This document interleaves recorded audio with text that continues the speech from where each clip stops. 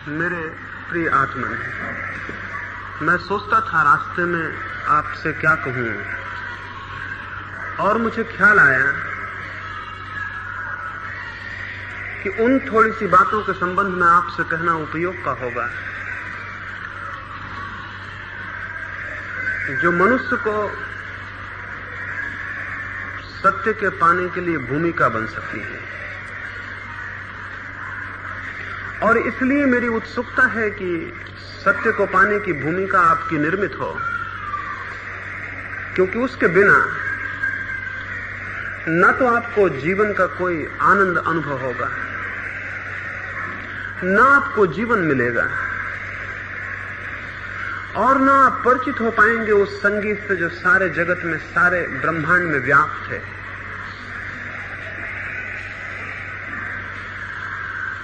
सत्य को पाए बिना कोई मनुष्य न तो शांति को पा सकता है और न धन्यता को पा सकता है।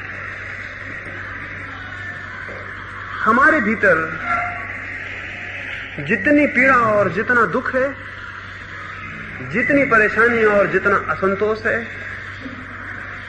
जितना संताप है, उसका एक ही कारण है, उसकी एक ही वजह है, और वो ये है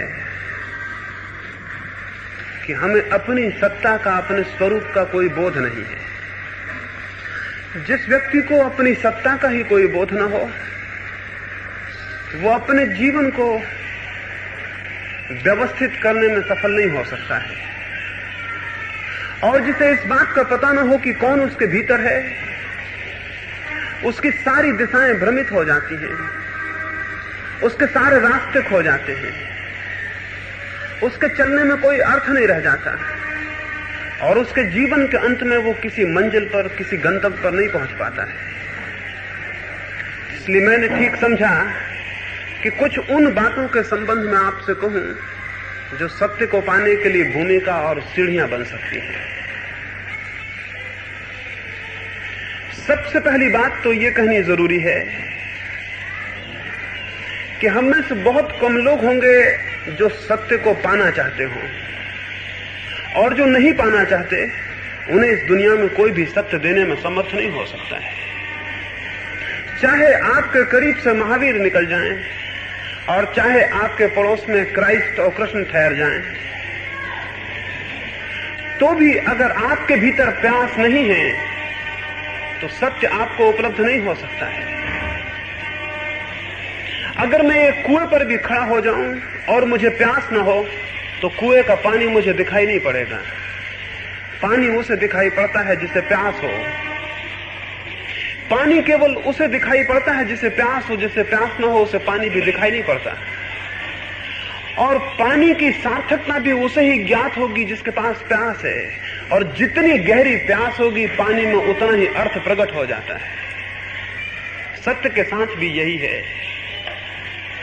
जो जानते हैं उनका अनुभव यह है कि हम सारे लोग सत्य के करीब खड़े हैं। जो जानते हैं उनकी प्रतीति यह है हम सारे लोग सत्य के कुएं पर खड़े हैं, लेकिन हमें प्यास नहीं है, और जिसे प्यास नहीं है उसे उपलब्धि नहीं हो सकती। जो हमारी बिल्कुल पीठ के पीछे हो, जो हमारे हाथ के करीब हो, लेकिन अगर प्यास ना हो वो भी हमें दिखाई नहीं पड़ेगा। सत्य बहुत निकट है, सत्य से ज्यादा निकट और कोई बात नहीं हो सकती, लेकिन प्यास ना हो तो सत्य सबसे ज्यादा दूर हो जाता है। प्यास ना हो तो सत्य और हमारे बीच इतना बड़ा फासला हो जाता है जिसे पार करना मुश्किल है, और प्यास हो तो कोई फासला नहीं रह जाता। और अगर प्यास पूरी तरह पैदा हो जाए तो सत्य हाथ बढ़ाते ही उपलब्ध हो जाता है। एक गांव में जहां कोई 1000 लोग रहते थे, एक बहुत बड़े सदगुरु का निकलना हुआ था। उस गांव के एक व्यक्ति ने आके उनको कहा, आप इतने लोगों को सत्य के संबंध में समझाते हैं, इतने लोगों को मोक्ष के संबंध में बताते हैं, कितने लोगों को मोक्ष उपलब्ध हुआ है, कितने लोगों को सत्य मिला। उस फकीर ने कहा, एक काम करो, कल सुबह तुम आना और फिर हम उत्तर देंगे। वो कल सुबह आया। उस फकीर ने कहा, तुम गांव में जाओ और सारे लोगों से पूछना कि कौन व्यक्ति क्या चाहता है और एक फेरिस्त बना के मेरे पास आ जाना। वो आदमी गांव में गया, 1000 लोग वहां रहते थे। उसने सुबह से सांझ तक एक एक आदमी को मिलकर पूछा कि तुम्हारी आकांक्षा क्या है, और सांझ को वो पूरी फेरिस्त बना के आया। उस फकीर ने पूछा, इस फेरिस्त में कोई आदमी सत्य को भी चाहता है? उसमें एक भी आदमी नहीं था जो सत्य को चाहता हो। धन को चाहने वाले थे, यश को चाहने वाले थे, पुत्र पुत्रियों को चाहने वाले थे, और सारे चाहने वाले थे। उन 1000 लोगों में से एक ने भी नहीं लिखा था कि मैं सत्य को चाहता हूं। तो उस फकीर ने कहा, अगर लोग सत्य को ना चाहते हो तो सत्य उन्हें दिया नहीं जा सकता है। सत्य किसी को भी दिया नहीं जा सकता है। स्मरण रखिए, मैं आपको पानी तो दे सकता हूं, लेकिन प्यास कैसे दूंगा? और पानी अगर दे भी दूं और प्यास ना हो तो उस पानी में अर्थ क्या होगा? दुनिया में बहुत लोगों ने, जिन्होंने जाना है, अपनी बात कही है, लेकिन उनकी बात पानी है। आप में प्यास हो तो उसमें अर्थ होगा, आप में प्यास ना हो तो व्यर्थ हो जाएगी। सत्य की जिज्ञासा में पहली शर्त है प्यास होनी चाहिए। और प्यास का पता कैसे चलेगा? अगर एक मरुस्थल में मुझे छोड़ दिया जाए, तो सूरज जोर से तपता हो और पानी कहीं दिखाई ना पड़ता हो और मैं प्यास से तड़पने लगूं, मैं प्यास से इतना व्याकुल हो जाऊं कि कोई आके मुझसे कहे कि हम पानी तो देते हैं, लेकिन पानी जीवन के मूल्य पर देंगे। हम पानी देंगे लेकिन बाद में जीवन ले लेंगे। तो मैं पानी लेना पसंद करूंगा या जीवन बचाना? मैं पानी ले लूंगा और जीवन खो दूंगा। प्यास तब पूरी होती है जब हम उसके लिए जीवन भी देने को तैयार हों। तो अकेली प्यास ही काफी नहीं है, इतनी प्यास कि हम उसके लिए सब कुछ देने को तैयार हों, तो सत्य उपलब्ध होता है। सत्य बहुत सस्ती बात नहीं है। असल में जीवन में जो भी महत्वपूर्ण है वो सस्ता नहीं हो सकता। और सत्य एक अर्थ में किसी भी मूल्य पर नहीं पाया जा सकता है सिवाय जीवन दिए। महावीर के समय में बिंबिसार नाम के राजा ने उनसे जाके कहा था, बिंबिसार ने महावीर को कहा, मैं सत्य को उपलब्ध करना चाहता हूं और आप जानते हैं मैंने दूर दूर तक की यात्राएं की हैं और दूर दूर तक मैंने विजय की पताकाएं फहरा दी हैं। जहां तक मुझे ख्याल जाता है वहां तक मेरा राज्य फैल गया है। तो आप मेरी शक्ति से तो परिचित ही होंगे। अब मैं सत्य भी पाना चाहता हूं। मैंने सुना है अकेली संपत्ति और अकेले राज्य के पालने से शांति नहीं मिलती, तो अब मैं सत्य भी पाना चाहता हूं। तो मुझे क्या देना होगा? सत्य पाने के लिए मुझे क्या देना होगा? महावीर ने कहा, तेरे ही गांव में एक अत्यंत साधारण मनुष्य रहता है, तू उसके पास जा और उस मनुष्य से कहना कि अपना एक ध्यान का जो पुण्य है वो मुझे दे दे। एक ध्यान का पुण्य, एक सामायिक का पुण्य, एक समाधि का पुण्य, और जो मूल्य वो मांगे दे देना। वो बिंबिसार गया उस साधारण नागरिक से, उसने कहा, जो चाहते हो ले लो, मुझे तुम्हारे एक ध्यान का पुण्य चाहिए। वो बहुत हैरान हुआ। उसने कहा, बड़ी मुश्किल है, मैं अपने प्राण दे सकता हूं लेकिन अपना ध्यान नहीं दे सकता। इसलिए नहीं कि मैं नहीं देना चाहता, इसलिए कि देने का कोई उपाय नहीं है। मैं अपने प्राण दे सकता हूं लेकिन अपना ध्यान नहीं दे सकता। इसलिए नहीं कि नहीं देना चाहता, बल्कि इसलिए कि देने का कोई उपाय नहीं है। मैं आपको प्रेम तो कर सकता हूं लेकिन अपना प्रेम नहीं दे सकता। यानी मैं वो क्षमता नहीं दे सकता आपको कि आप प्रेम करने लगे। कोई व्यक्ति अपने आनंद की ज्योति तो आपके ऊपर फेंक सकता है, लेकिन अपना आनंद नहीं दे सकता कि आप आनंदित हो जाएं। दिया आपको प्रकाशित तो कर सकता है, लेकिन आपके भीतर जाके दिया नहीं बन सकता। कुछ है जो नहीं दिया जा सकता, और जो नहीं दिया जा सकता वही मूल्यवान है। जो दिया जा सकता है वो 2 कौड़ी का है। इस जगत में 2 ही तरह की चीजें हैं। एक वे चीजें हैं जो दी जा सकती हैं, जो बाजार में बेची जा सकती हैं, जिनको खरीदा जा सकता है, जिनको बेचा जा सकता है, जिनका कोई मूल्य निर्धारित हो सकता है। कमोडिटीज, सामग्रियां हैं, वस्तुएं हैं। और एक और तरह की भी चीजें हैं जिनका कोई बाजार नहीं हो सकता, जिनको दिया नहीं जा सकता, जिनको बांटा नहीं जा सकता, जिनको खरीदा नहीं जा सकता। बस 2 ही तरह की चीजें हैं दुनिया में। जो पहली तरह की चीजों में अपने जीवन को गंवा देता है वो बिल्कुल व्यर्थ गंवा देता है। जो दूसरी तरह की चीजों को पैदा करने में लगा है वो संपदा को उपलब्ध होगा, वो संपत्ति को उपलब्ध होगा, उसे कुछ मिलेगा, उसे कोई आधार मिलेगा और कोई आनंद और कोई आलोक उपलब्ध होगा। पहली तरह की चीजों को हम वस्तुएं कहते हैं, दूसरी तरह की चीजों को हम अनुभूतियां कहते हैं। धर्म का संबंध वस्तुओं से नहीं, अनुभूतियों से है। धर्म का संबंध अनुभूतियों से है। अनुभूतियां भी कमाई जाती हैं। और उस छोटे से साधक ने बिंबिसार को कहा, मैं अपने प्राण दे दूं लेकिन अपनी अनुभूति कैसे दूं? तो महावीर से ही जाके पूछना कि उसका क्या मूल्य है, मैं मूल्य कैसे बताऊं? बिंबिसार वापस लौट गया। उसे समझ में आया, उसे ख्याल में आया कुछ बातें ऐसी हैं जो शक्ति से उपलब्ध नहीं हो सकती। शक्ति उसके पास बहुत थी, बहुत उसके पास शक्ति थी, उसने बड़े राज्य जीते थे। और तब उसे पता पड़ा कि राज्यों के जीतने से भी कोई बड़ी जीत हो सकती है, जिनको कि जिसने राज्यों को जीता वो भी जीतने में समर्थ नहीं मालूम होता। और उसे लगा कि मेरी सारी शक्ति व्यर्थ है, एक व्यक्ति के ध्यान को मैं नहीं छीन सकता।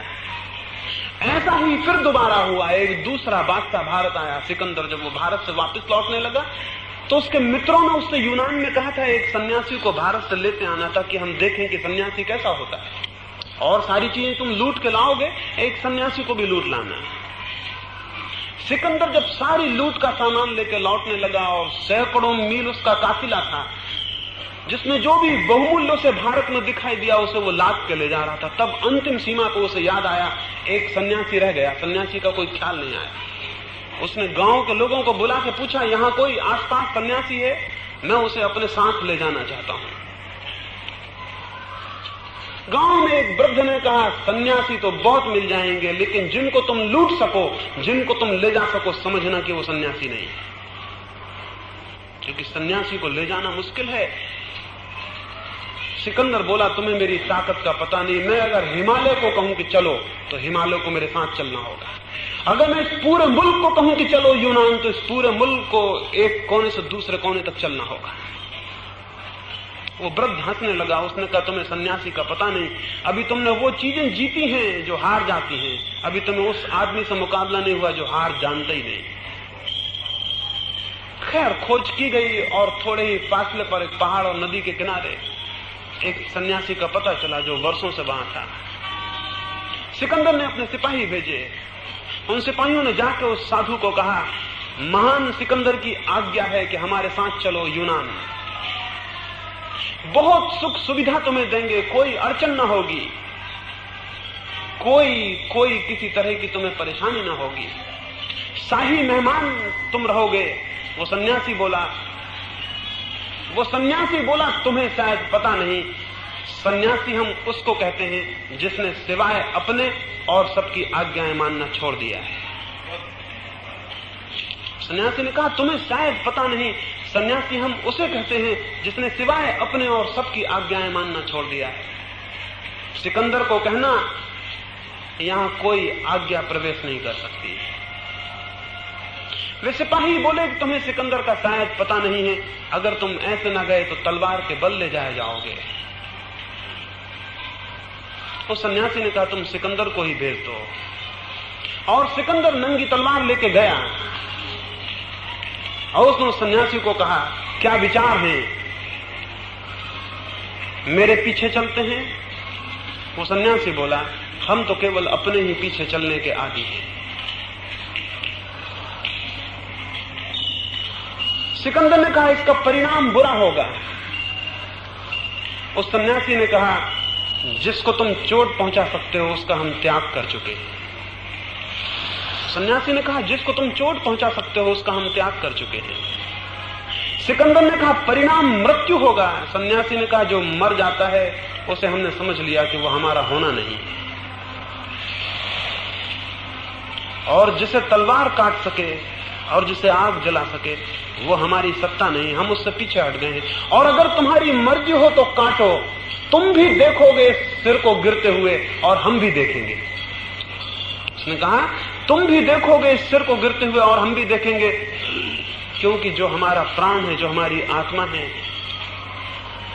वो इसके पीछे है और इसकी साक्षी हो सकती है। सिकंदर की म्यान उठी, उसकी तलवार म्यान के भीतर चली गई। उसने अपने सैनिकों से कहा, वापस लौट चलो, सन्यासी को ले जाना कठिन है। उस सन्यासी ने चलते वक्त कहा,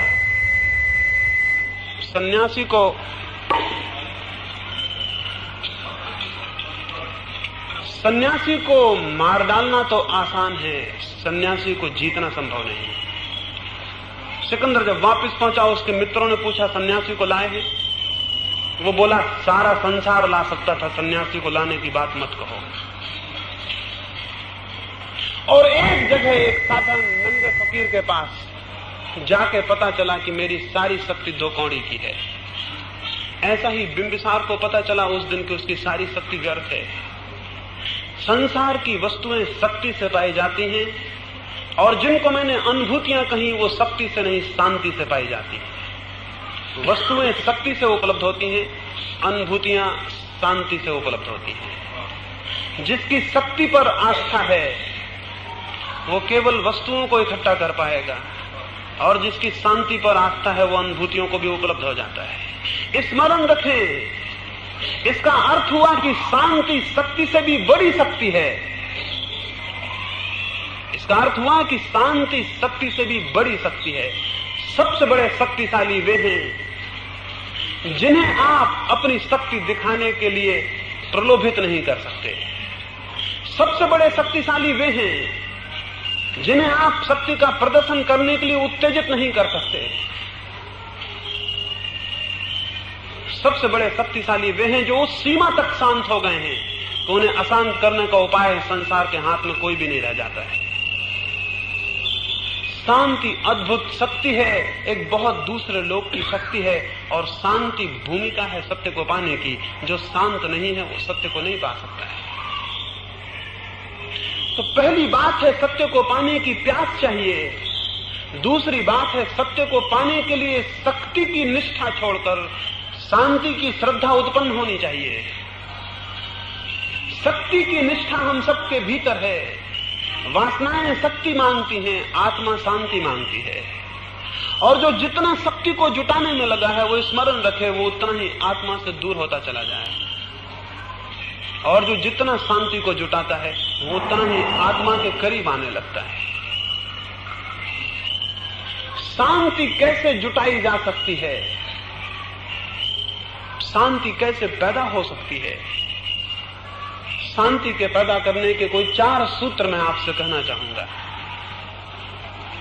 जो व्यक्ति शांत होना चाहता हो, जो उस अद्भुत शक्ति को उत्पन्न करना चाहता हो जिसको मैं शांति कह रहा हूं, जिसे अनुभूतियों के जगत में प्रवेश करना हो वस्तुओं के जगत को छोड़कर, जिसके जीवन में वस्तुओं की कामना छोड़कर अनुभूतियों की कामना उत्पन्न हो गई हो, जिसकी वासना ने बाहर की दौड़ छोड़कर भीतर का रुख अपना लिया हो।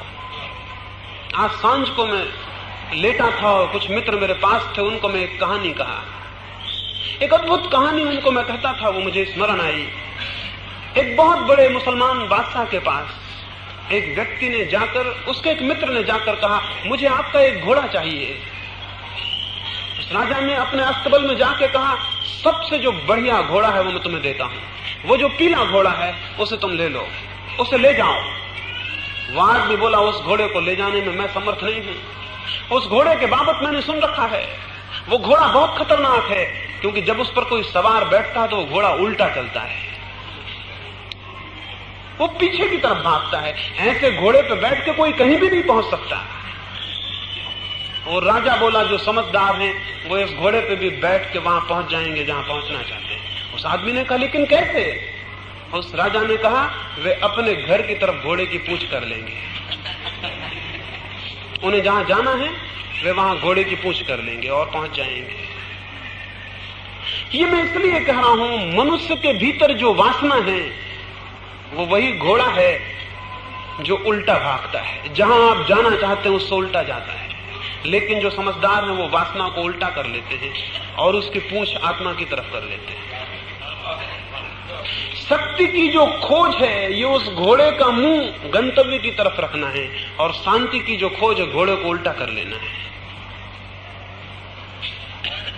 जो लोग वस्तुओं की खोज और तलाश में लगे हैं वे अगर उसी खोज और तलाश को अनुभूतियों की दिशा में परिवर्तित कर दें, उनका जीवन बदल जाएगा।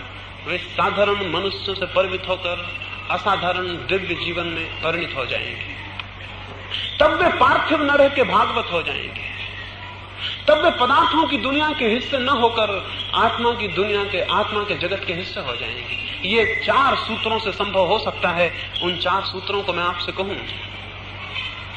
पहला सूत्र है उस व्यक्ति के लिए जो शांत होना चाहता है, और वे सूत्र वही हैं कि अगर उनके विपरीत उपयोग करें तो वही सूत्र शक्ति के स्रोत हो जाएंगे। जिस व्यक्ति को शक्ति पानी है उसका सूत्र है अहंकार पूर्ण जीवन। जो व्यक्ति शक्ति की खोज कर रहा है उसे अपनी अहंता को जगाना होगा। उसकी जितनी अहंता प्रकट होगी, जितना ईगो, जितना दंभ प्रगाढ़ होगा, उतनी शक्ति को वो इकट्ठा कर सकेगा। अगर किसी व्यक्ति को शक्ति खोजनी है तो उसे अहंकार का पोषण करना होगा और सोए अहंकार को जगाना होगा। जितना तीव्र अहंकार होगा उतनी शक्ति के जगत में विजय की जा सकती है। इसलिए जो बड़े अहंकारी थे इतिहास उन्हें बड़ा विजेता कहता है। इसलिए जो बड़े अहंकारी थे इतिहास उन्हें यशस्वी कहता है। इसलिए जो बड़े अहंकारी थे वो बड़े पदों पर पहुंचे, बड़ी प्रतिष्ठा पर, बड़े राज्यों पर। लेकिन अहंकार की दौड़ का खतरा एक ही है, अहंकार मृत्यु के सामने गल जाता और नष्ट हो जाता है। और मृत्यु सारी खोल को उघाड़ के रख देती है कि शक्ति की दौड़ व्यर्थ हो गई, क्योंकि मृत्यु अहंकार को ही छीन लेती है। जिस अहंकार के केंद्र पर सारी शक्तियां इकट्ठी होती है वे उस केंद्र के टूटते ही विलीन हो जाती है। इसलिए जितना शक्तिशाली मनुष्य होगा उतना ही मृत्यु से डरता है। इसलिए जितने बड़े पद पर कोई व्यक्ति होगा उतना ही मृत्यु से भयभीत होता है। जितनी उसकी अहंता का विस्तार होगा उतनी ही मृत्यु का भय गहरा उसके भीतर हो जाता है। इसके विपरीत जो शांति का खोजी है उसे निरअहंकार चर्या को उत्पन्न करना होता है। उसे अपने भीतर अहंकार के जितने भी रूप पल्लवित होते हों उन्हें पानी देना बंद कर देना होता है, और जो बीज अंकुरित होते हैं उन्हें रोशनी देना बंद कर देना होता है। उसे अपने भीतर स्पष्ट बोध रखना होता है कि चर्या अहंकार के प्रगाढ़ करने का माध्यम ना बन जाए, और हम इस तरह ना जिए कि हमारा अहंकार निरंतर प्रगाढ़ से प्रगाढ़ होता जाए। उसे अहंकार को छीन और विलीन करना होता है। अहंकार पूर्ण चर्या शक्ति की दिशा में ले जाती है, अहंकार शून्य चर्या शांति की दिशा में। जो शांति के लिए उत्सुक है उन्हें अहंकार को छोड़ने के लिए राजी होना होता है। और क्या मैं आपसे कहूं, अहंकार से बड़ी क्या कोई अशांति है? क्या अहंकार से बड़ी कोई अशांति है? अपने भीतर खोजें, उठने में, बैठने में, जागने में देखें, क्या अहंकार से गहरी कोई अशांति है? तो वहां दिखाई पड़ेगा जितना अहंकार है उतनी ही अशांति है। जितना अहंकार तीव्र है उतनी तीव्र अशांति है। जो निरअहंकारी हैं उन्हें अशांत होने का कारण ही विलीन हो जाता है। बुद्ध एक गांव से निकले थे, कुछ लोगों ने उन्हें आके गालियां दी, अपमान किया। जब वे गालियां दे चुके और अपमान कर चुके तो बुद्ध ने कहा, मित्रों क्या मैं जाऊं? मुझे दूसरे गांव पहुंचना है। क्या तुम्हारी बात पूरी हो गई? क्या तुम ये तो ना समझोगे कि मैंने तुम्हारी बात नहीं सुनी और जल्दी चला गया? उन लोगों ने कहा, क्या आप पागल हैं? ये बातें ना थी, हमने गालियां दी हैं और अपमान किया है। बुद्ध ने कहा, जिस दिन से अहंकार गया तुम गाली दो लेकिन मुझको लगना मुश्किल है। क्योंकि जहां लगती थी वो तुम नहीं लगा सकते थे, वो मेरा अहंकार था जो लगाता था। गाली फेंकना तुम्हारे हाथ में है, उस गाली का पड़ना मेरे ऊपर, मेरे हाथ में है। मेरे पास वो केंद्र तो चाहिए जहां वो चुभ जाए। वो केंद्र अहंकार है जहां सारे जगत की गालियां चुभ जाती हैं, जहां सारे जगत के अपमान चुभ जाते हैं। वो स्थल तो मेरे पास चाहिए। बुद्ध ने कहा क्षमा करें, तुम बहुत गलत आदमी को गाली देने आ गए, बिल्कुल अग्राहक को, नॉन रिसेप्टिव आदमी के पास आ गए। तुमने समय व्यर्थ खोया। और अब भूल मत करना है, ऐसी गाली देनी हो तो उसे देना जो गाली लेता हो। बुद्ध ने कहा 10-12 वर्ष हुए, हम गाली लेने में असमर्थ हो गए, बहुत दुखी हैं और क्षमा चाहते हैं, इतना समय तुम्हारा व्यर्थ खराब किया। और हमें जल्दी कहीं पहुंचना है, इसलिए अब इस बातचीत में ज्यादा भी नहीं पड़ सकते। जिसे कहीं पहुंचना हो वो व्यर्थ की बात में ज्यादा नहीं पड़ सकता है। तो बुद्ध ने कहा आज्ञा दें कि मैं जाऊं, और स्मरण रखें आगे ऐसे गलत आदमी को गाली मत देना। वो जो अहंकार का केंद्र है, वो जो स्थल है, वो जो मैं का भाव है, वो सारी अशांति का कारण है। और जितनी अशांति होती है आदमी में, उतना ही वो शक्ति का इच्छुक होता है, क्योंकि शक्ति से वो अशांति की कमी को भरना चाहता है। शक्ति से वो शांति की कमी को भरना चाहता है। वो ये धोखा देना चाहता है अपने को कि मेरी शांति नहीं है, कोई हर्ज नहीं, मेरे पास शक्ति है और शक्ति से मैं सप्लीमेंट कर लूंगा, पूर्ति कर लूंगा उस शांति की जो कि नहीं है। लेकिन ये पूर्ति नहीं हो सकती।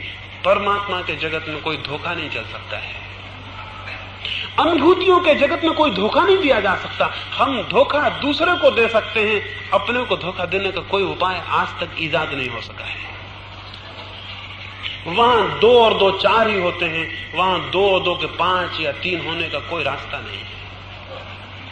तो कोई कितनी ही शक्ति इकट्ठी कर ले, अशांति उतनी ही बनी रहेगी और शांति की पूर्ति नहीं हो सकती। हो भी कैसे सकती है? शक्ति अशांति का लक्षण है, अशांति की खोज है। शांति तो बड़ी अलग बात है, उसकी पूर्ति शक्ति से नहीं हो सकती है। तो पहला सूत्र है शांति के साधक के लिए कि वो अहंकार शून्य चर्या को अपनाए। कैसे अपनाएगा? अहंकार शून्य चर्या को कैसे अपनाएगा? बहुत लोग चेष्टा करके अपना लेते हैं, बिना समझे, बिना जाने। एक आदमी हो सकता है कि ये सोच के कि अहंकार छोड़ देना है तो शक्ति छोड़ दे, राज्य छोड़ दे, समझ लें बड़ा राजा हो, सम्राट हो। वो ये सोच के कि शक्ति छोड़ देनी है और शांत हो जाना है, अहंकार शून्य चर्या उत्पन्न करनी है तो मैं राज्य छोड़ दूं, तो राज्य छोड़ के चला जाएगा। लेकिन अगर ये राज्य अज्ञान में छोड़ा गया हो तो उसके मन में ये भाव उत्पन्न होने लगेगा, मैं वो व्यक्ति हूं जिसने इतने बड़े राज्य को छोड़ा। और तब राज्य पाने से जो अहंकार पोषित होता था, वही अहंकार राज्य छोड़ने से भी पोषित होता रहेगा। उसका त्याग व्यर्थ हो जाएगा। अज्ञान में किया गया त्याग कचरे में फेंके गए हीरे की तरह है, उसका कोई मतलब नहीं है। अज्ञान में किया गया त्याग कोई अर्थ नहीं रखता, क्योंकि जिस चीज की पूर्ति भोग से होती थी, उसी चीज की पूर्ति त्याग से होने लगती है। मैंने सुना है एक मुसलमान फकीर एक बादशाह के साथ बचपन में मित्र था और एक ही मदरसे में वो पढ़े। बादशाह बड़ा हुआ, वो राजा के पद पर बैठा और वो फकीर हो गया दूसरा मित्र। उसकी बड़ी ख्याति फैली, वो नग्न रहने लगा, उसने सब वस्त्र छोड़ दिए, उसने सारी वस्तुएं छोड़ दी। दूर दूर तक हजारों लोग उसके पैरों में सिर झुकाने लगे। खबरों ने, हवाओं में उसकी खबरें उड़ गई और उसकी सुगंध अनेक अनेक देशों तक पहुंच गई। फिर वो राजधानी में आया। राजा ने सोचा मेरा मित्र आता है, तो उसके स्वागत की व्यवस्था की, सारे नगर को सजाया फूलों से और दियों से, और रास्तों पर कालीन बिछाए ताकि वो अपने फकीर मित्र का स्वागत कर सके। रास्ते में फकीर को खबर मिली राजा अपनी धन दौलत दिखाने के लिए आयोजन कर रहा है, और वो राजा तुम्हारा मित्र तुम्हें हतप्रभ करना चाहता है कि तुम्हें दिखा दे कि तुम क्या हो, आखिर एक नंगे फकीर और मैं क्या हूं, ये भी तुम देख लो। वो फकीर बोला ऐसा है तो हम भी दिखा देंगे कि हम क्या हैं। और जिस संध्या उसका आगमन हुआ, सारी राजधानी सजी थी। राजा स्वयं उसे लेने गया था। उसके सारे सेनापति और सारे दरबारी लेने गए थे। बहुमूल्य कालीन उस मार्ग पर बिछाए गए थे। शाही स्वागत था। वो नंगा फकीर आया और लोग देख के हैरान हुए। अभी तो कोई वर्षा भी न थी, लेकिन उसके पैर घुटनों तक कीचड़ से भरे थे। वो उन बहुमूल्य कालीनों पर कीचड़ भरे पैर चलने लगा। जब वो महल की सीढ़ियां चढ़ता था तो राजा ने पूछा, क्या मैं ये पूछने की धृष्टता करूं कि ये इतने पैर कीचड़ से कैसे भिड़ गए? अभी तो कोई वर्षा के दिन नहीं और कहीं रास्ते खराब नहीं है, ये इतने पैर कीचड़ से कैसे भर गए? वो फकीर बोला, तुम अपनी अमीरी दिखाना चाहते हो, रास्ते पर कालीन बिछा के, हम अपनी फकीरी दिखाते हैं कालीनों पर कीचड़ भरे पैर चल के। वो राजा बोला, तब तो मुझ में और तुम में कोई अंतर नहीं।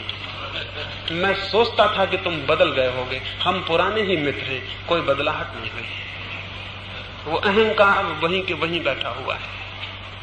एक नंगे से नंगे फकीर में अहंकार उतनी हो सकता है, इसलिए कोई इस धोखे में न रहे कि शक्ति को मात्र छोड़ देने से निरहंकार हो जाएगा। निरअहकार तो वो होगा जिसकी शक्ति ज्ञान से विसर्जित होती है, जो ज्ञान से छोड़ता है। ज्ञान से अहंकार कैसे छूटेगा? ज्ञान से अहंकार छूटता है और अकेले ज्ञान से छूटता है। कभी ये विचार आपने नहीं किया होगा कि यह आपके भीतर जो मैं की तरह बोलता है क्या है? ये कौन है जो मैं है? ये सच में कोई इकाई है या एक झूठा बोध है? ये बिल्कुल झूठा बोध है, इसकी कोई इकाई नहीं है। कभी एकांत में आंख बंद करके भीतर उसे खोजें जो मैं है, आपको मैं का कोई स्वर सुनाई नहीं पड़ेगा। मैं का स्वर इसलिए सुनाई पड़ता है कि निरंतर समाज में घिरे रहने से और निरंतर भाषा के द्वारा मैं का उपयोग करने से और निरंतर तू का उपयोग करने से और निरंतर दूसरे मैं, दूसरी इगोज, दूसरे अहंकारों के बीच घिरे रहने से आपको भी लगता है मैं हूं। बचपन से एक नाम दे दिया जाता है और इस जगत में सबसे बड़ा खतरा उसी से हो जाता है। हर आदमी को एक नाम दे दिया जाता है, जबकि किसी आदमी का कोई नाम नहीं है। नाम मनुष्य की सबसे खतरनाक ईजादों में से एक है। उसके बिना नहीं चल सकता था, इसलिए करनी पड़ी, लेकिन किसी आदमी का कोई नाम नहीं है। स्मरण रखें, नाम बिल्कुल झूठी बात है। और अगर कोई आपसे आपका नाम छीन ले तो क्या आपको पता चलेगा? मैं, आपका मैं आधा टूट जाएगा। मेरे पास एक वृद्ध आते थे, उन्होंने कुछ मेरे पास आके ध्यान की साधना शुरू की। 8-10 दिन बाद वो नहीं आए। मैं पूछवाया कि क्या हुआ। मैं उनके घर गया कि क्या बात हो गई। वे मुझसे बोले कि कृपा करके आप मेरे घर ना आए और ना मैं आपके घर आऊंगा, अपना संबंध समाप्त हुआ। मैं बोला क्या दिक्कत हो गई, क्या अड़चन हो गई? वे बोले कि आपके उस प्रयोग को करने से बहुत खतरा हुआ। एक रात में उस प्रयोग को करके उठा और मुझे अपना नाम भूल गया और मैं बहुत घबराने लगा। और मैं इतना घबराया, इतनी बेचैनी मुझे कभी ना हुई थी। सर्द रात थी और मैं पसीने से चूर चूर हो गया और मुझे खोजूं और मेरा नाम ना मिले। और मैंने कहा ये क्या पागलपन हो रहा है? अगर ये हो गया तो मैं पागल हो जाऊंगा। मैं आपसे कहता हूं अभी आप पागल हैं जब तक आपको अपना नाम असली मालूम होता है, और जब आपको पता चल जाए कि नाम बिल्कुल नकली है तो आप पागलपन के बाहर होंगे। ये बिल्कुल झूठी बात है। किसी का कोई नाम नहीं है। नाम बिल्कुल काम चलाऊ बात है, लेकिन हम उसको असली समझ लेते हैं। अगर मेरे नाम को कोई गाली दे तो मुझे लगेगा मुझे गाली दी। अगर मुझे ये पता चल जाए कि मेरा कोई नाम नहीं है तो मैं समझूंगा कि किसी नाम को गाली दी। मैं अलग खड़ा रह जाऊंगा। गाली नाम पर पड़ेगी। गाली की चोट मुझे इसलिए लगती है कि नाम के साथ मेरी आइडेंटिटी है, मेरा तादाद है, मेरा संबंध है। मुझे लगता है मेरा नाम, मेरे नाम की वजह से वो दुख और पीड़ा है। तो एक तो मैं आपसे ये कहूं कि जिसे अहंकार से मुक्त होना है उसे जानना होगा कि उसका कोई नाम नहीं है। जब उसका कोई नाम ले तो उसे जानना चाहिए ये काम चलाऊ बात कह रहा है। ये भ्रम पैदा नहीं करना चाहिए कि मुझे बुला रहा है। ये भ्रम इतना गहरा हो जाता है कि जागते तो जागते नींद में भी आप अपने नाम को नहीं भूलते। यहां आप इतने लोग सोए हों और मैं कोई एक नाम लेके बुलाऊं तो वो आदमी उठाएगा, बाकी लोग सोए रहेंगे। अगर आपके घर के सामने कोई किसी दूसरे का नाम चिल्लाता रहे तो आपको नींद में सुनाई नहीं पड़ेगा, आपका नाम चिल्लाए तो सुनाई पड़ जाएगा। वो नाम का पागलपन केवल आपके जागने में नहीं, आपके गहरे नींद तक में प्रविष्ट हो गया है। वो आपके प्राणों में धीरे धीरे प्रविष्ट होता जाता है, और जैसे जैसे आप उम्र में बड़े होते जाते हैं और आपके अनुभव बढ़ते जाते हैं, वैसा वैसा नाम भीतर घुसने लगता है। और नाम की जितनी जड़ें आपके भीतर फैल जाएंगी, उतने अहंकार को तोड़ना मुश्किल हो जाएगा। जिसे अहंकार को तोड़ना है उसे नाम से मुक्त होना होगा। उसे ये स्मरण पूर्वक ध्यान रखना होगा कि नाम की गहराइयां मेरे भीतर न बढ़े। उसे ऐसे मौके देने होंगे, अभी तो सोते में नाम सुनाई पड़ जाता है, उसे ऐसे मौके देने होंगे कि जागे हुआ हो और कोई नाम ले और उसे पता ना चले कि मेरा लिया। अमेरिका का एक बहुत बड़ा वैज्ञानिक हुआ एडिसन। पहले महायुद्ध में वहां कुछ राशन की व्यवस्था करनी पड़ी अमेरिका में। एडिसन तब बहुत गरीब आदमी था, उसके पास नौकर भी नहीं थे, और उसके घर में उसके और जो साथी थे वो बीमार था, कोई साथी, तो उसे खुद राशन लेने दुकान पे जाना पड़ा। उसने अपना कार्ड तो जमा करवा दिया, फिर जब उसका नंबर आया तो वहां से चिल्लाया गया, थॉमस अल्वा एडिसन कौन है? तो वो खड़ा रहा। तो लोगों ने कहा कि कौन है ये एडिसन, बोलते क्यों नहीं? लाइन के आगे वो ही खड़ा था, तो शक तो ये हो कि यही आदमी होना चाहिए। और वो एडिसन इधर उधर देखने लगा कि पता नहीं किसको बुलाते हैं। पीछे एक आदमी ने कहा, ये कैसा पागल आदमी है जो सामने खड़ा है, यही आदमी एडिसन है, मैं इसके पड़ोस में रहता हूं। एडिसन बोला, ठीक याद दिलाया, 20-25 साल से काम न पड़ने से नाम की कुछ ख्याल नहीं रही। ये होना चाहिए। सोते में अभी याद आ जाता है, जागने में भी भूल जाना चाहिए। तो 20-25 साल से मेरे माँ बाप को मरे बहुत दिन हो गए, उसने कहा, तो मुझे कोई एडिसन कह के बुलाता नहीं। मेरे पास विद्यार्थी होते हैं, वो मुझे एडिसन कहते नहीं। कोई मौका नहीं आया 20-25 साल से। अपने अकेले कमरे में बैठा काम करता रहता हूं, इसलिए भूल गया, क्षमा करें। ये आदमी ठीक ही कहता होगा, क्योंकि कोई और जवाब भी नहीं देता और मैं सामने हूं, ये जरूर नाम मेरा ही होना चाहिए। ये हमें पागल मालूम होगा, ये मुझे पागल नहीं मालूम होता। ऐसे आदमी में अहंकार मुश्किल है, ऐसे आदमी में दंभ का बोध मुश्किल है। तो नाम के प्रति जाग जाना चाहिए, एक बात।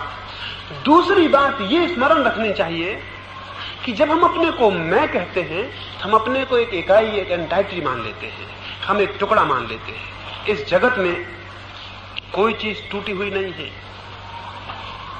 मैं एक फूल से आपको परिचय कराऊं, एक फूल के पास ले जाऊं और आप कहें ये फूल बहुत सुंदर है, और आप उस फूल को प्रेम करने लगे, तो मैं आपसे कहूंगा, क्या सिर्फ फूल को ही प्रेम करिएगा, उस डाल को नहीं जो फूल के पीछे है? अगर आपका प्रेम सच्चा है और फूल आपको सुंदर मालूम हो रहा है, तो फूल में थोड़ा प्रवेश करिए। तो फूल कोई अकेला थोड़ी है, फूल के भीतर घुसेंगे तो डाल मिलेगी।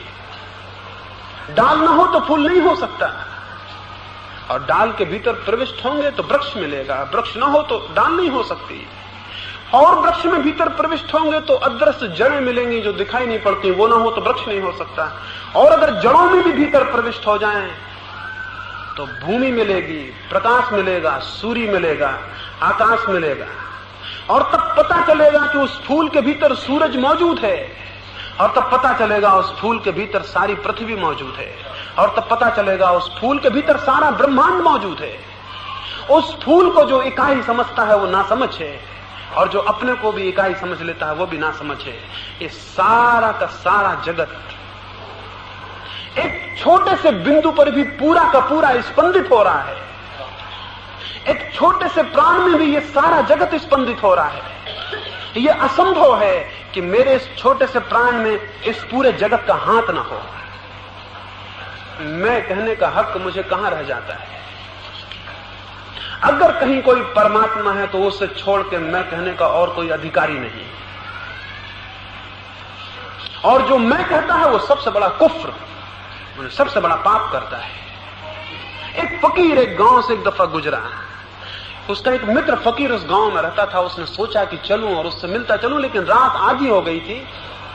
उसने सोचा पता नहीं वो जागता हो या ना, फिर भी उसने चाहा कि देख लूं, अगर कोई एक आध दिया उसके घर में जला होगा तो द्वार खटखटा लूंगा, अन्यथा लौट आऊंगा। तो अपने रास्ते को छोड़ के गांव के भीतर गया। आधी रात होती थी उस फकीर के जिसके झोपड़े में वो गया। एक खिड़की पर रोशनी पड़ती थी अंदर से। उसने जाके उसको खटखटाया। भीतर से पूछा गया कौन है। वो तो पुराने मित्र थे। उसने सोचा पूरा क्या कहना है, इतने कहने से पहचान लिया जाऊंगा। उसने कहा मैं हूं। इतने कहने से पहचान लिया जाऊंगा, आवाज से पहचान लिया जाऊंगा। लेकिन इसके बाद भीतर से फिर कोई आवाज ना आई। उसने बार दोबारा खटखटाया, लेकिन फिर कोई आवाज ना आई। उसने तीसरी बार खटखटाया और ऐसा लगने लगा जैसे वो घर में कोई है ही नहीं। वो बहुत हैरान हुआ। उसने जोर से दरवाजा पीटा और उसने कहा क्या बात है, मेरे लिए दरवाजा क्यों नहीं खोलते। तो भीतर से कहा गया ये कौन पागल है जो अपने को मैं कहता है। सिवाय परमात्मा के और किसी को मैं कहने का कोई अधिकार नहीं। और ये सच है, सिवाय परमात्मा के और किसी को कोई अधिकार नहीं। और परमात्मा कैसे कहेगा, क्योंकि मैं तो कोई तभी कह सकता है जब तू भी मौजूद हो। इसलिए परमात्मा कह नहीं सकता मैं, क्योंकि उसके लिए कोई तू नहीं है। और हम जो मैं कहते हैं हम अधिकारी नहीं है। तो अपने भीतर इस बात को अनुभव करें कि सारा जगत, सारा ब्रह्मांड स्पंदित हो रहा है। ये श्वास मेरी आती है ना आए तो बात खत्म। ये सूरज रोशनी मुझ में ढालता है न ढाले खत्म। वैज्ञानिक कहते हैं 4000 वर्ष बाद जमीन पर कोई नहीं रह सकेगा, क्योंकि सूरज ठंडा हो जाएगा। वो रोज अपनी गर्मी बांटता जा रहा है, 4000 वर्ष में ठंडा हो जाएगा, फिर आप नहीं रह सकेंगे। मतलब सूरज आपके भीतर जिंदा है। सूरज नहीं तो आप भी गए और डूब गए। यूं अपनी आंख खोल के जो देखेगा वो पाएगा मैं सारे ब्रह्मांड का स्पंदन हूं। मैं सारे ब्रह्मांड की अनसयुत धारा में एक अंग और हिस्सा हूं, एक अविभाज्य टुकड़ा हूं, इंडिविजिबल हूं। उससे अलग मेरी कोई सत्ता नहीं। और मैं मुझे अलग करता है।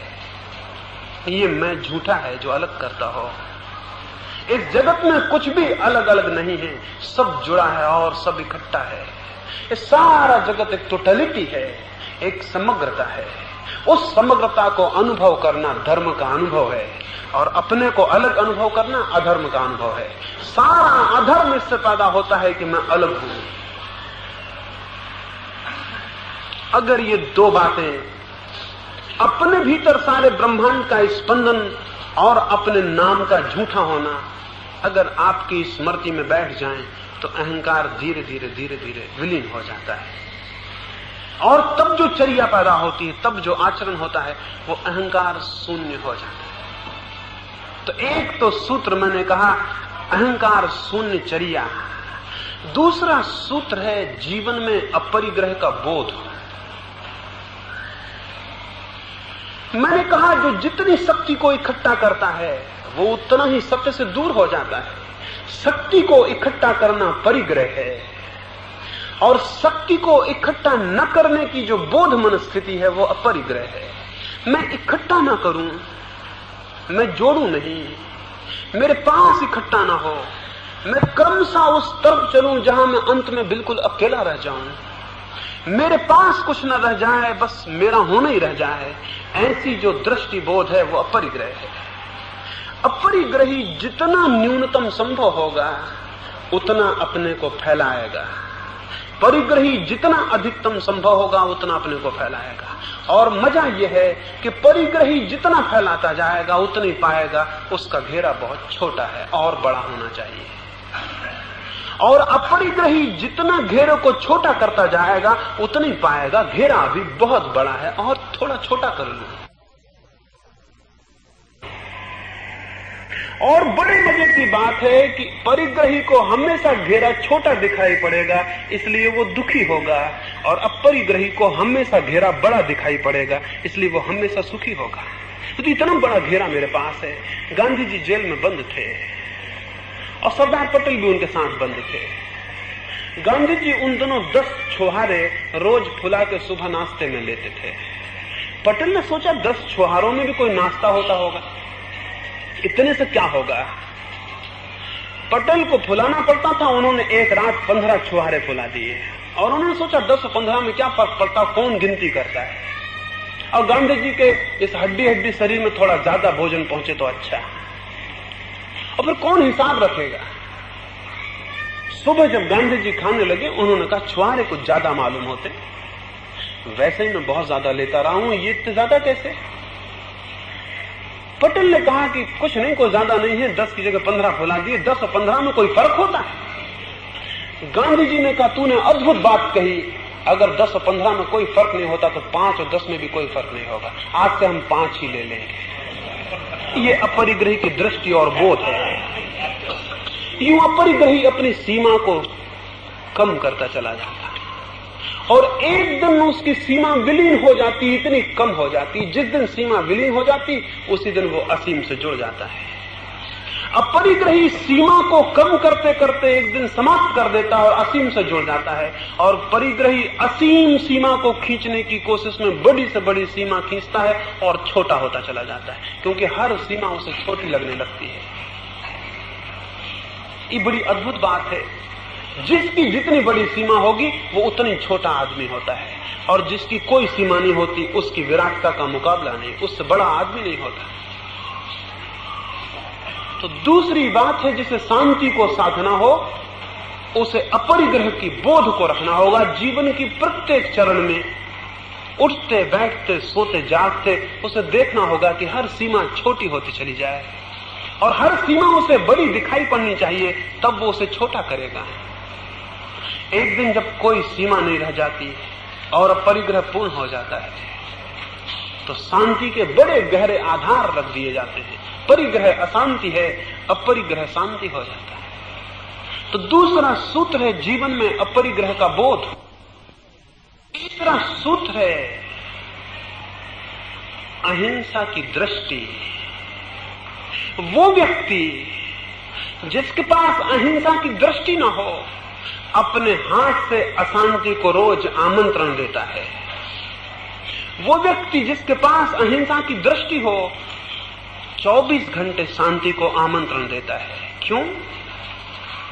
हिंसा का अर्थ है हम जगत के प्रति दुख भेज रहे हैं, और यह असंभव है कि जो व्यक्ति जगत के प्रति दुख भेज रहा हो जगत उसे दुख न भेजे।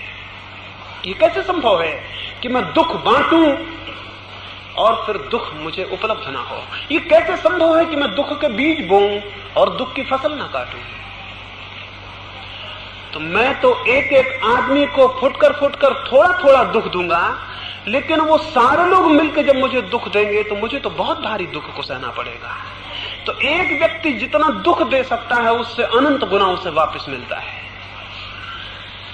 जिसे शांति को साधना है उसे जानना होगा वो इस जगत में किसी को दुख न दे,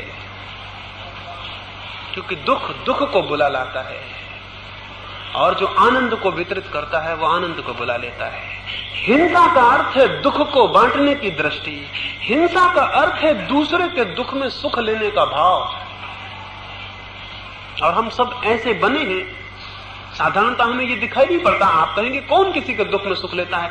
कोई आदमी मर जाता है तो हम दुखी होते हैं, किसी आदमी का मकान जल जाता है तो हम दुखी होते हैं, किसी को चोट लग जाती तो हम दुखी होते हैं। कहां हम दूसरे के दुख में सुख मानते हैं? मैं आपसे कहूं ये झूठ बात है। जब किसी का मकान जलता है तो आपको दुख हो नहीं सकता।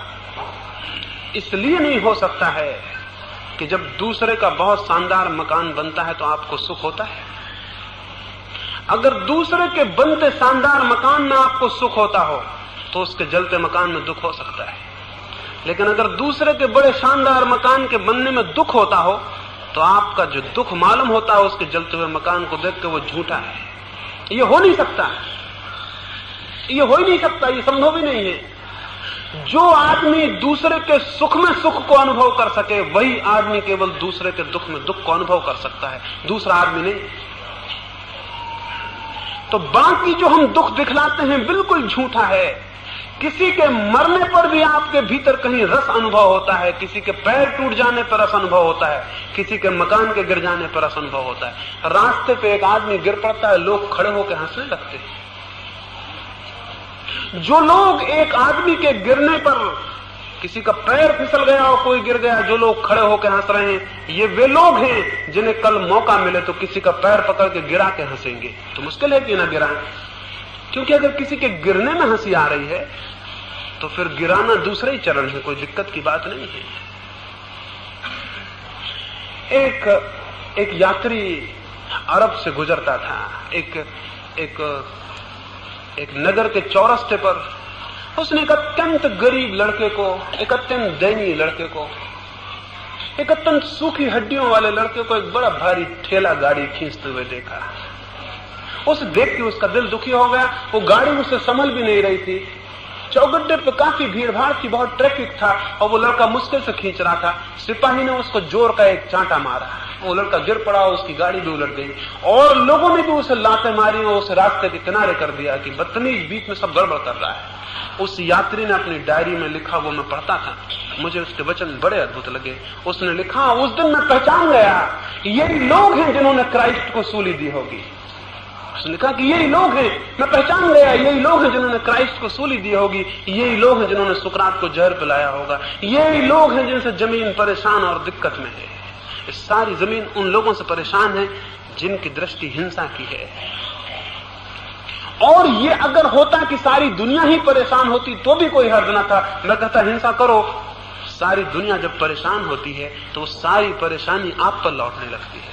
आपके हित में है अहिंसा, हिंसा आपके अहित में है। दूसरों के अहित में भर होती तो मैं आपसे न कहता कि फिक्र मत करो, आपके ही अहित में है।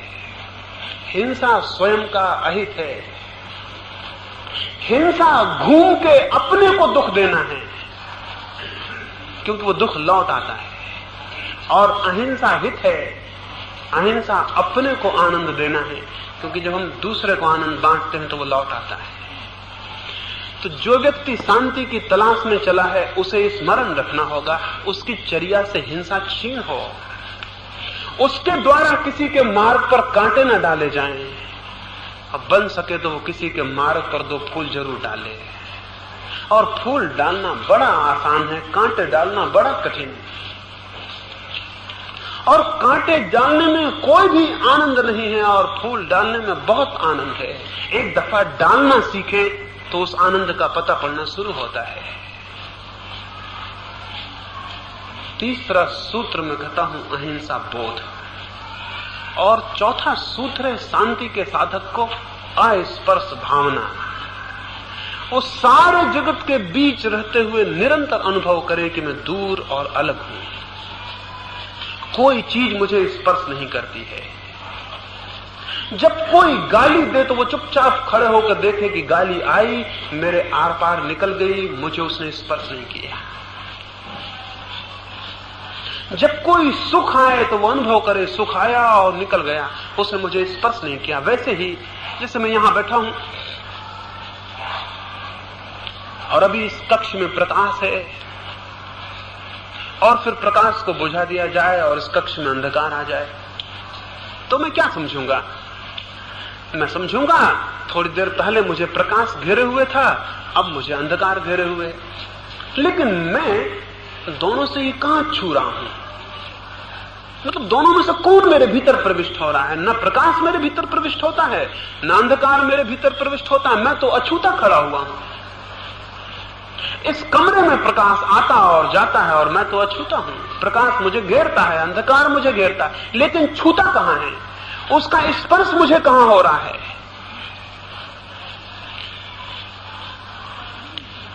वैसे ही सुख आए, दुख आए, सम्मान आए, अपमान आए, ये बोध होना जरूरी है। चीजें मुझ पर आती हैं और निकल जाती हैं, मैं तो अलग खड़ा रह जाता हूं। जो चीजें आती हैं और चली जाती हैं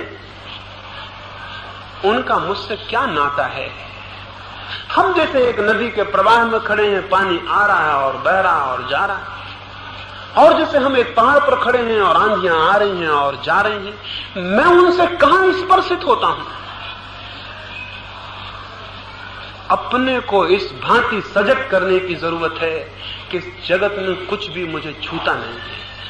अगर इसका निरंतर बोध और अभ्यास चले कि जगत में मुझे कुछ भी छूता नहीं है, जगत में मुझे कुछ भी स्पर्श नहीं करता है, तो क्रमशः जगत और आपके बीच एक नए संबंध का जन्म हो जाएगा, अस्पर्श के संबंध का। अभी हमें हर चीज छू लेती है और हमारा संबंध स्पर्श का है, और तब हमें कोई भी चीज छू नहीं सकेगी और हमारा संबंध अस्पर्श का होगा। जिस व्यक्ति को जितनी ज्यादा चीजें छूती हैं वो उतना अशांत होगा, और जिसे जितनी कम चीजें छूती हैं वो उतना शांत हो जाता है। शांति के ये 4 चरण हैं: अहंकार शून्यचर्या, अपरिग्रह बोध, अहिंसा दृष्टि, अस्पर्श भावना। जो इन 4 पायों को संभाल लेता है उसके शांति की बुनियाद रख दी जाती है, और जो शांत हो जाता है सत्य उससे दूर नहीं है। शांति का चक्षु सत्य को अत्यंत निकट अपने ही भीतर पा लेता है। जिन्हें सत्य की प्यास है उन्हें शांति को साधना आवश्यक है। और जैसे कोई किसान बीज बोने के पहले भूमि को तैयार करता है, वैसे ही जो सत्य के बीज बोना चाहते हैं उन्हें शांति की भूमि को तैयार कर लेना होता है। मेरी इन बातों को इतनी शांति और प्रेम से सुना है, उससे बहुत अनुग्रहित हुआ, उससे आनंदित हुआ। प्रभु आपको उस दिशा पर ले जाए जहां प्रकाश है, यही मेरी कामना है।